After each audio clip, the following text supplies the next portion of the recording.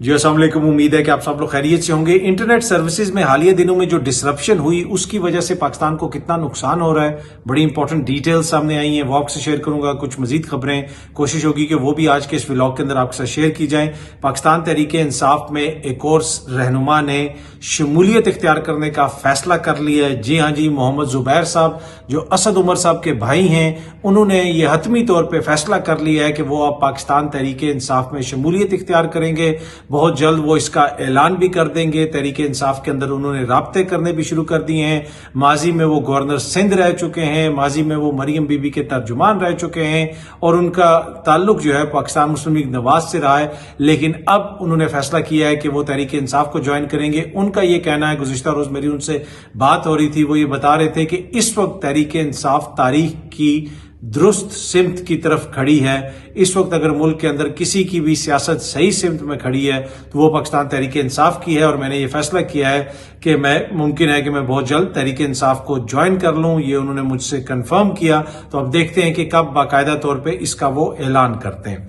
अच्छा, अब वो मरियम नवाज के आपको पता है कि तर्जुमान भी रह चुके हैं, लेकिन मरियम नवाज जो है वो अपना एक एक लफ्ज खुद लिखती हैं। आपको पता है कि गुज़िश्ता रोज एक वीडियो उनकी वायरल हुई जिसमें देखा जा सकता है कि कुछ वो लिख रही हैं उर्दू में, लेकिन उनसे लिखा नहीं जा रहा। और उसके बाद बहुत सारे तजिए तबसरे वगैरह होते रहे।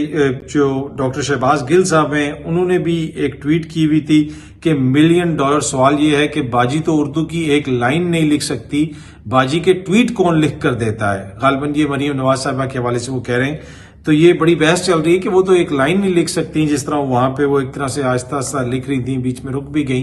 तो भाई उनके ट्वीट कौन लिखता है? ऐसी कोई बात नहीं है कि जनाब उनकी ट्वीट कौन लिखता है, इसलिए कि माजी में मरियम नवाज साहिबा ने खुद इसके ऊपर रोशनी डाली है। किसी शख्स ने ट्वीट की हुई थी, गालिबन उनका नाम इमाद हुसैन है, और इंटरनेट के ऊपर ही उन्होंने ट्वीट की हुई थी 2021 में अक्टूबर के महीने में। उन्होंने लिखा हुआ था कि मैम आप अपनी तकरीर खुद लिखती हैं, अगर लिखती हैं तो खुदा की कसम कमाल लिखती हैं, अल्लाह ताला आपको अपने हिफ्ज़ो अमान में रखे, आमीन। तो ये उन्होंने लिखा। तो इस और ये फॉर सम रीजन ये जो है tweet, I don't know Imad Hussain साहब कितने पॉपुलर हैं, कितने लाखों करोड़ों उनके फॉलोअर हैं, लेकिन फिर भी मरियम नवाज को तक वो ट्वीट पहुंच गई और उन्होंने ऊपर कोट ट्वीट लिखा कि जी एक एक लफ्ज खुद लिखती हूं। तो जो लोग अभी फिक्र कर रहे हैं ना कि जी वो उनसे लिखा नहीं जाता और उनके ट्वीट कौन लिखता है, ऐसी कोई बात नहीं है। मरियम नवाज साहिबा तो अपनी तकरीर का एक एक लफ्ज भी खुद लिखती हैं। ये उन्होंने खुद, मैं नहीं कह रहा, ये उन्होंने ट्विटर पे खुद शेयर किया हुआ है। अच्छा जी, एक और बड़ी अच्छी खबर पाकिस्तानियों के लिए, अली हैदर गिलानी को हलाले इम्तियाज देने की मंजूरी दे दी है सदर मुमलिकत ने। जनाब आसिफ जरदारी साहब ने अली हैदर गिलानी साहब साहिबजादे हैं यूसुफ रजा गिलानी साहब के, और इनको भी सरकारी अवार्ड दिया जाएगा, तमगा दिया जाएगा। यकीनन ये बड़ी खुशी की बात है तमाम पाकिस्तानियों के लिए, और बहुत सारे जो पाकिस्तानियों के मसाइल हैं वो इनसे हल होंगे। कल भी एक लिस्ट सामने आई थी, फहरिस्त सामने आई थी, मैंने आपसे शेयर किया था। उसमें बहुत सारे नाम हैं। वो ओमनी ग्रुप के सरबराह जिनका नाम JIT में था, वो फेक अकाउंट्स वाली JIT, उसके अलावा वो शख्स जिसने तोशा खाना के तोहफे खरीदे थे, वो इमरान खान वाले तोहफे, और नॉर्वे में उसके ऊपर किस किस्म के इल्जामात हैं, और उसके साथ साथ और भी कुछ नाम थे जो सामने आए, जिसमें पता चला कि जनाब इन सब लोगों को दिया जा रहा है, हलाले इम्तियाज दिया जा रहा है, या दीगर जो सरकारी अवार्ड हैं, सिविलियन सरकारी अवार्ड हैं, उनसे इनको नवाजा जा रहा है। तो अब उस फहरिस्त में पता चला है कि अली हैदर गिलानी साहब भी शामिल हैं, उनको भी ये अवार्ड दिया जाएगा। लेकिन फवाद चौधरी साहब ने इस हवाले से थोड़ी सी परेशानी का इजहार किया है। उन्होंने कहा है कि अवार्ड्स की फहरिस्त में मुश्ताक चीनी वाला और मंजूर पापड़ वाला के नाम ना देखकर बहुत दिल उदास हुआ है, ये तो खुली डिस्क्रिमिनेशन है। उन्होंने कहा कि इन जो मोजिज दो ये शख्सियात हैं, मुश्ताक चीनी वाला और मंजूर पापड़ वाला, इनकी भी यकीनन मुल्क और कौम के लिए कोई खिदमात होंगी, इसलिए चौधरी साहब ने इनका जिक्र किया है। वो ये कह रहे हैं कि जहां पे सबको अवार्ड्स मिल रहे हैं तो इनको भी अवार्ड दे दें, इनका क्या कसूर है, इनको भी दे देना चाहिए। उस DC साहब को भी आप दे रहे हैं जिसको तौहीन अदालत के मुकदमे में सजा हुई और अभी उसकी सजा मुअत्तल है। ओमनी ग्रुप वालों को भी दिया जा रहा है, अली हैदर गिलानी साहब को भी दिया जा रहा है।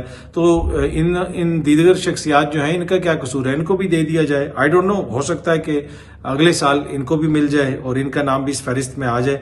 पर एनीवे, अली हैदर गिलानी साहब को और तमाम पाकिस्तान को मुबारक हो कि जी अब उनका नाम भी इन अवार्ड्स की लिस्ट में शामिल हो गया है। बिल पाकिस्तान कॉमेडियन اون علی کھوسا کو نامعلوم افراد نے اغوا کر لیا. جی ہاں جی، اون علی کھوسا جو ہیں وہ آپ کو پتہ ہے بڑے مشہور کامیڈین ہیں اور سٹائر لکھتے ہیں، زبردست ان کے کلپس وغیرہ ہوتے ہیں. انہوں نے گانا گایا بل بل پاکستان، مطلب کہ بس بل ہی بل ہیں آج کل. اب ان کو نامعلوم افراد نے جناب اغوا کر لیا ہے. ایکسپریس نیوز بھی اس کو رپورٹ کر رہا ہے، سوشل میڈیا کے اوپر بھی ہر طرف یہ چیز شیئر ہو رہی ہے. یوٹیوبر کے بھائی علی شیر کھوسا نے social media platform X پر جاری بیان میں اطلاع دی کہ آدھی رات کو نامعلوم مسلح افراد لاہور میں واقع فلیٹ سے ان کے بھائی اون کو اغوا کر کے لے گئے. تو یہ تمام تفصیل ایکسپریس نیوز نے بھی شیئر کی ہے. بنیادی طور پہ پہلے انہوں نے گانا گایا بل بل پاکستان اور اس کے بعد نامعلوم افراد جو ہے ان کو اغوا کر کے لے گئے. یہ جو رپورٹ ہے یا یہ جو تفصیلات ہیں یہ ایکسپریس نیوز جو ہے وہ رپورٹ کر رہا ہے. اچھا جی، آخر میں انٹرنیٹ فائر وال کی وجہ سے ملکی معیشت کو 30 کروڑ ڈالر سے زیادہ کا نقصان کا خدشہ ہے. جی ہاں جی، 30 کروڑ ڈالر سے زیادہ نقصان کا خدشہ ہے. یہ ایکسپریس نیوز رپورٹ کر رہا ہے. رائٹرز بھی یہ رپورٹ کر رہا ہے کہ پاکستان's انٹرنیٹ فائر وال could cost economy $300 million.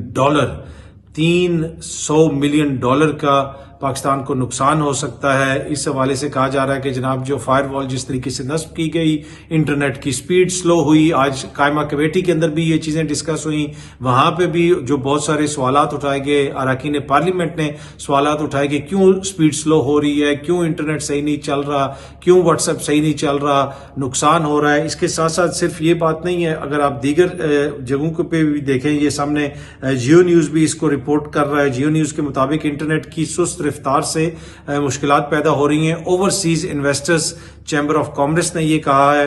اس کے ساتھ ساتھ جو اوورسیز انویسٹرز کا چیمبرز آف کامرس ہے اس نے یہ بھی کہا ہے کہ یہ مشکلات اقتصادی ترقی کو پٹری سے اتار سکتی ہیں. تو یہ بڑا سنگین معاملہ ہے.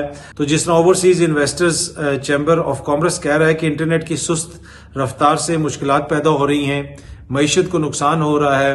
تو یہ بہت ساری جگہوں سے اس طرح کی خبریں آ رہی ہیں. نہ صرف مطلب کہ یہ اس طرح کے ادارے بات کر رہے ہیں، اس طرح کی ایسوسیشنز بات کر رہی ہیں، انٹرنیٹ کے اوپر نظر رکھنے والے جو ماہرین ہیں وہ اس طرح کی بات کر رہے ہیں، بلکہ خود یہ سامنے آپ دیکھ سکتے ہیں کہ government orders P T A other bodies to submit report following internet disruption claims, کہ پی ٹی اے کو حکومت نے کہا کہ جناب آپ بھی بتائیں کہ یہ آخر ہو کیا رہا ہے. دیگر باڈیز سے بھی انہوں نے پوچھا ہے. تو یقیناً پاکستان میں اس وقت انٹرنیٹ کے مسائل ہیں اور بہت ساری جگہوں پہ خصوصاً جو موبائل نیٹ ورک ہے، جو موبائل ڈیٹا ہوتا ہے، وہاں پہ اس طریقے سے چیزیں کام نہیں کر رہی ہیں. واٹس ایپ کے اوپر بہت ساری ویڈیوز ڈاؤن لوڈ نہیں ہوتی، تصویریں نہیں جاتی. تو کافی مسئلے مسائل کا سامنا ہے. اب یہ بھی کہا جا رہا ہے کہ جی اگلے 2-3 دنوں کے اندر شاید سروس معمول پہ آ جائے. لیکن یہ ایک ایسی چیز ہے کہ جب انٹرنیٹ کی ڈسرپشن ہوتی ہے تو پوری دنیا میں پتہ چل جاتا ہے. یہ کوئی آئسولیشن میں یہ چیز نہیں ہوتی ہے. پھر ہمارے بہت سارے جو فری لانسرز ہیں ان کو مشکلات کا سامنا ہے اور اکانومی کو اس سے بہت زیادہ نقصان ہو رہا ہے. اچھا جی، آخر میں چھوٹی سی خبر آپ کے ساتھ شیئر کرتا چلوں کہ سیکٹری وزارت خارجہ نے سیکٹری سینٹ اور سیکٹری نیشنل اسمبلی کو ایک خط لکھا ہے. یہ سامنے آپ دیکھ سکتے ہیں، ہم نیوز اس کو رپورٹ کر رہا ہے. اور اس خط میں انہوں نے کیا لکھا ہے؟